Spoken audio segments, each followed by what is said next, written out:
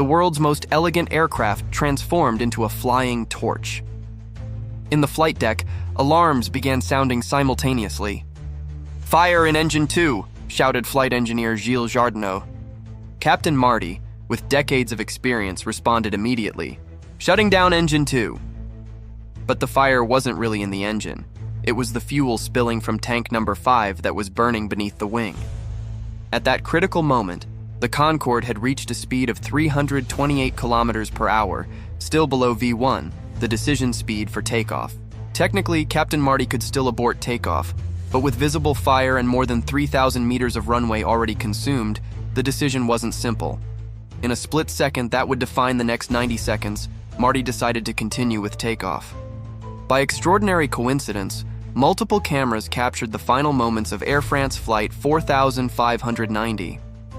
A Japanese tourist, Toshihiko Sato, was filming aircraft near the airport with his video camera when he saw the Concorde approaching with the massive flame. A security camera at the Kiryat Hotel had a perfect view of the runway. But the most iconic image was captured by Wolfgang Müller, a German professional photographer who shot a sequence of photographs that would become world famous. At 14:43 and 13 seconds, with a 60-meter flame extending behind the right wing, the Concorde laboriously lifted off the ground. The image was surreal and terrifying, the most elegant symbol of commercial aviation, now transformed into a flying torch, fighting against the laws of physics to gain altitude. Black box recordings revealed growing desperation in the cockpit. "Watch the airspeed, the airspeed, the airspeed," shouted co-pilot Marco in English, the standard language for emergencies.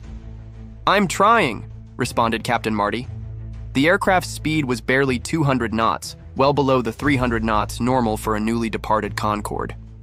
The fire was not simply visible, it was destructive. The flames reached temperatures of 1,800 degrees Celsius, enough to melt aluminum. Control cables in the right wing began failing one by one. Engine number 1, though not directly on fire, began losing power due to extreme heat and debris ingestion. At a maximum altitude of barely 200 feet, less than the height of a 20-story building, the Concorde desperately struggled to stay airborne. But physics was relentless. With 2 of 4 engines compromised and the right wing structurally damaged, the aircraft began losing lift. At 14:44 and 5 seconds, Captain Marty uttered words that would be forever recorded in aviation history. "It's coming down on us." The Concorde began banking violently to the right, entering a descending spiral from which there would be no possible recovery. The final seconds were captured live by cameras. The Concorde